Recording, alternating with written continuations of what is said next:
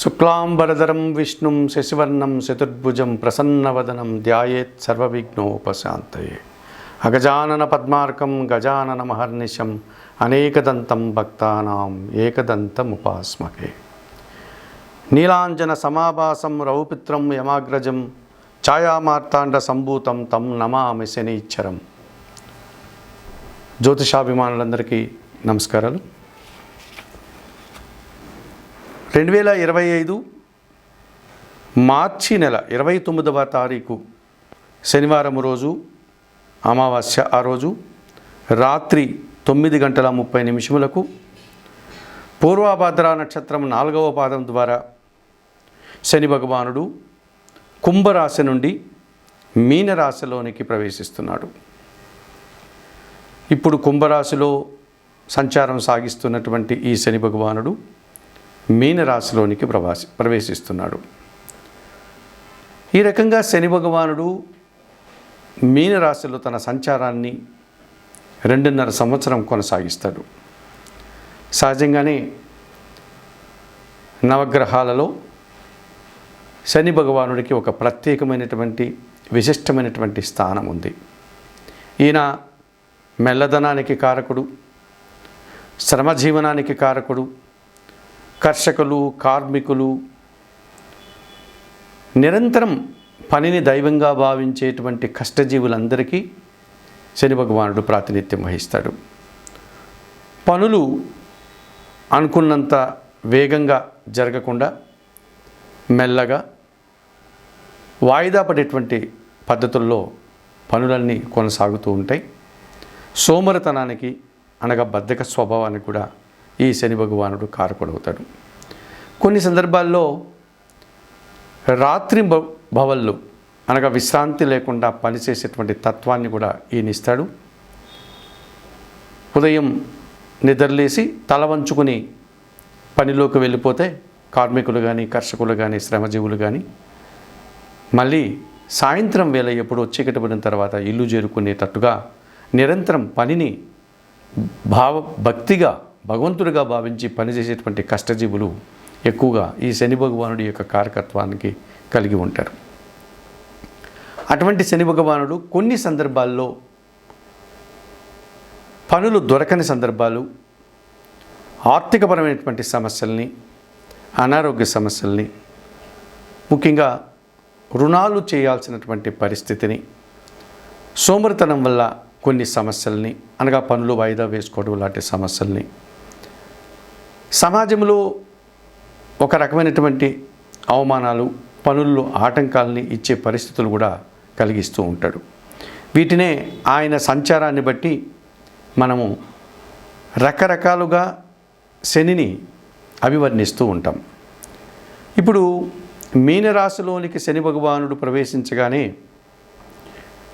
ఏలినాటి శని ఏ రాశుల వారికి ఉంటుంది అని కనుక మనం పరిశీలిస్తే, ముందుగా ఈ ఏలిన నాటి శని అనగా 7 సంవత్సరములు శని పరిపాలించేటువంటి రాశులు ఏవి అని మనం ఆలోచిస్తే, ఇందులో ప్రధానంగా 3 రాశులు ఏలిన నాటి శని ప్రభావాన్ని కలిగి ఉంటాయి.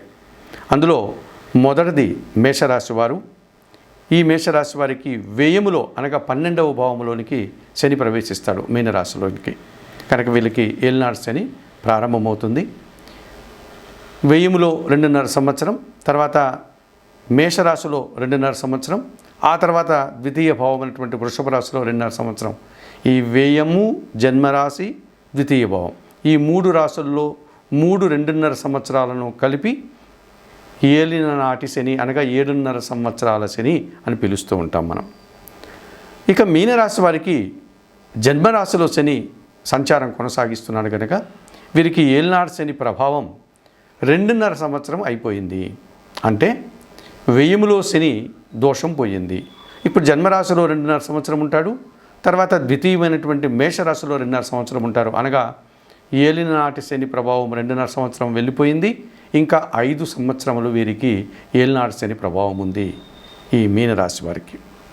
ఇక కుంభరాశి వారికి ద్వితీయ భావమైనటువంటి మీనరాశిలో శని సంచారం కొనసాగిస్తున్నాడు కనుక వీరికి ద్వితీయ శని దోషం ఉంది. అనగా ద్వితీయ భావంలో శని సంచరిస్తున్నాడు. అనగా ఏలినాటి శని ప్రభావం కుంభరాశి వారికి 5 సంవత్సరాలు పూర్తయింది. ఇంకా 2.5 సంవత్సర కాలం ఉంది. అది కూడా ద్వితీయంలో అనగా మీనరాశిలో శని సంచారం కొనసాగిస్తున్నాడు కనుక ఈ మీనరాశిలో శని సంచరించేటువంటి 2.5 సంవత్సరం మాత్రమే వీరికి ఏలినాటి శని ప్రభావం కనిపిస్తుంది. ఈ రకంగా మేష మీన కుంభరాశుల వారికి ఏలినాటి శని ప్రభావం ఉంది. ఇక అర్ధాష్టమ శని ప్రభావం ఎవరికి ఉంది? అర్ధాష్టమము అంటే అష్టమము అనగా 8, అందులో సగాన్ని అర్ధాష్టమము అనగా చతుర్థ భావము. ధనస్సు రాశి వారికి మీనరాశిలో శని సంచరిస్తున్నాడు కనుక అది 4వ భావం కనుక అర్ధాష్టమ శని ప్రభావం అనగా చతుర్థ శని ప్రభావం వీరికి ఉంది. ఇక అష్టమ శని ప్రభావం ఎవరికి ఉంది? సింహరాశి వారికి అష్టమ భావంలో అనగా మీనరాశిలో శని సంచరిస్తున్నాడు కనుక అష్టమ శని ప్రభావం అనగా అష్టమ శని దోషం వారికి ఉంది. కనుక మేష మీన కుంభరాశుల వారికి ఏలినాటి శని ఉన్నారు. మీనరాశులకి శని రావడం వల్ల ఈ 3 రాశులకి ఏలినాటి శని ప్రభావం ఉంది. ఈ మేష మీన కుంభరాశులకు. ధనస్సు రాశి వారికి చతుర్థ భావం అనగా అర్ధాష్టమ శని ప్రభావం ఉంది. సింహరాశి వారికి అష్టమ శని ప్రభావం ఉంది. మరి శని ఎవరికైనా బాగా 100% శుభ ఫలితాలని శని యోగాన్ని ప్రసాదిస్తాడా అని పరిశీలిస్తే శని యోగం ఇచ్చేటువంటి రాశులు కూడా 3 100% శుభ ఫలితాలను ఇచ్చేటువంటి రాశులు కనిపిస్తున్నాయి. ఇందులో వృషభ రాశి వారికి లాభభావంలో 11వ భావంలో శని సంచరించడం వల్ల వీరికి 100% శుభ ఫలితాలు రావడానికి అవకాశం ఉంటుంది. తులారాశి వారికి షష్ఠమ భావంలో అనగా విక్రమ భావంలో శని సంచరిస్తున్నాడు కనుక వీరికి కూడా శని 100% యోగించేటువంటి పరిస్థితి కనిపిస్తుంది. మకర రాశి వారికి తృతీయ భావంలో అనగా 3వ భావంలో శని సంచారం కూడా 100% శుభ ఫలితాలను అందిస్తుంది. కనుక శని యోగం వల్ల వృషభ రాశి వారికి లాభభావంలో శని, తులారాశి వారికి షష్ఠమ భావంలో శని, మకర రాశి వారికి తృతీయ భావంలో శని 100% శుభ ఫలితాలను అందిస్తారు. అలాగే శని ఒక 50% నుంచి 60% వరకు శుభ ఫలితాలను అందించేటువంటి రాశులు కూడా ఒక 2 కనిపిస్తాయి మనకు. ఇందులో ఈ 60% శని ప్రభావం కలిగినటువంటి రాశి మిథున రాశి అని చెప్పుకోవచ్చు. ఎందుకంటే మిథున రాశి వారికి దశమ భావములో శని సంచరిస్తున్నాడు. ఈ రకంగా అష్టమ భాగ్యాధిపతి అయినటువంటి శని భగవానుడు దశమ భావంలో రావడం వల్ల వీరికి పని పెరుగుతుంది. ఆ పనికి తగినటువంటి ఫలితము, ఆ కష్టానికి తగినటువంటి రాబడి లాభము అందుకోగలుగుతారు. కనుక 60% శని ప్రభావం మిథున రాశి వారికి ఉంటుంది. ఇక శని ఒక 30-40% మాత్రమే యోగిస్తూ ఎక్కువ ఇబ్బందులు కలిగించేటువంటి రాశులు ఏవైనా ఉన్నాయా అని పరిశీలిస్తే కర్కాటక రాశి వారికి భాగ్యభావంలో శని సంచరిస్తున్నాడు. ఇది వారికి 30 నుంచి 40% శుభ ఫలితాలు ఇస్తుంది. మిగతా వారికి ప్రతికూల ఫలితాలు ఇచ్చేటువంటి వాతావరణం కనిపిస్తుంది. అలాగే కన్యారాశి వారికి సప్తమ శని ప్రభావం ఉంది. ఆ రకంగా వీరికి కూడా ఒక 30 నుంచి 40% శుభ ఫలితాలు రావడానికి అవకాశం ఉంది. మరి వృశ్చిక రాశి వారికి పంచమ శని ప్రభావం ఉంది. వీరికి కూడా 30 నుంచి 40% శని ప్రభావం రావడానికి అవకాశం కనిపిస్తుంది. ఇప్పుడు ఈ శని భగవానుడు 2025 మార్చి 29వ తారీఖు శనివారం అమావాస్య రోజున మీనరాశిలోనికి రావడం వల్ల ఈ 12 రాశుల వారికి శని ప్రభావం వల్ల ఎటువంటి శుభ ఫలితాలు ఉంటాయి అన్న విషయాన్ని మనం తెలుసుకోబోతున్నాం. సింహరాశి వారికి శని భగవానుడు మీనరాశిలో సంచారం కొనసాగించడం వల్ల అనగా 2025 మార్చి 29వ తారీఖు శనివారం అమావాస్య రోజున శని భగవానుడు మీనరాశిలోనికి ప్రవేశించి మీనరాశిలోని ఆయన సంచారాన్ని కొనసాగించడం వల్ల ఈ సింహరాశి వారికి సప్తమాధిపతి అయినటువంటి శని భగవానుడు అష్టమ భావంలోనికి ప్రవేశిస్తున్నాడు. దీన్నే అష్టమ శని దోషం అంటాము. అనగా పోటీ ప్రపంచంలో కాస్త వెనకడుగు పడతారు. అనగా వీరికి రావాల్సినంత ఫలితం కానీ విజయాన్ని కానీ నూతన అవకాశాలు కానీ పొందలేకపోతారు. కొన్ని అనారోగ్య సమస్యలు ఇబ్బంది పెడతాయి. కొన్ని రుణాలు మిమ్మల్ని ఇబ్బంది పెడతాయి. కొంతమంది శత్రువులు కూడా మిమ్మల్ని ఇబ్బంది పెట్టేటువంటి సూచన కనిపిస్తుంది. రుణ రోగ శత్రు పీడ మిమ్మల్ని ఇబ్బంది పెట్టేటువంటి సూచన ఈ సింహరాశి వారికి అష్టమ శని దోషం వల్ల ఏర్పడుతుందని చెప్పవచ్చు. అలాగే జీవిత భాగస్వామితో మనస్పర్ధలు రావడానికి అవకాశం ఉంటుంది. జనాలతో అభిప్రాయ భేదాలకు అవకాశం ఉంటుంది. వ్యాపార భాగస్వాములతో కూడా వీరికి మనస్పర్ధలు రావడానికి అవకాశం కనిపిస్తుంది. అనారోగ్య సమస్యలు అధికం కావడం, పనులు వాయిదా పడడం, ఆర్థిక సమస్యలు అధికం కావడం, ముఖ్యంగా చిన్న చిన్న ఉద్యోగాలు చేసేవారు, శ్రామిక జీవులు, కార్మిక జీవులు, కర్షక జీవులంతా కూడా పని లేక కొంతమంది ఇబ్బంది పెడితే పని అధికం కావడం వల్ల కొంతమంది ఇబ్బంది పడడం, ఉన్న పనికి తగినంత ఫలితం రాకపోవడం, కష్టపడినటువంటి ఫలితాన్ని చేతికి అందుకోలేకపోవడం, ఏదో రకంగా ఆ ఫలితం వారికి అందకుండా దూరం కావడం, పనులు చాలా వరకు వాయిదా పడడం, జనాలతో మనస్పర్ధలు, అభిప్రాయ భేదాలు, చిన్న చిన్న అవమానాలు, ఆర్థిక సమస్యలు, అనారోగ్య సమస్యలు ఈ సింహరాశి వారికి ఇబ్బంది పెట్టేటువంటి సూచన కనిపిస్తుంది.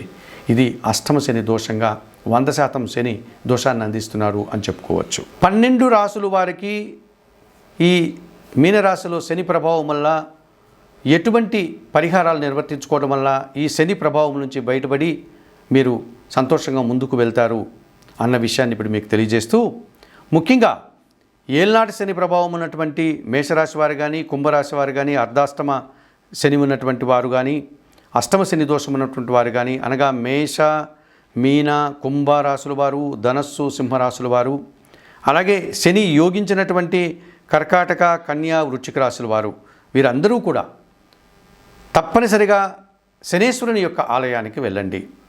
శనేశ్వరుని ఆలయానికి వెళ్ళి స్వామివారిని సందర్శించుకొని అక్కడ అందుబాటులో ఉన్నటువంటి పూజాది కార్యక్రమాలు నిర్వర్తించండి.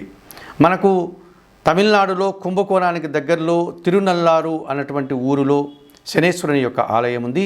అక్కడికి వెళ్ళి స్వామివారిని సందర్శించి అక్కడ మీరు పూజాది కార్యక్రమాలు నిర్వర్తించుకోవచ్చు.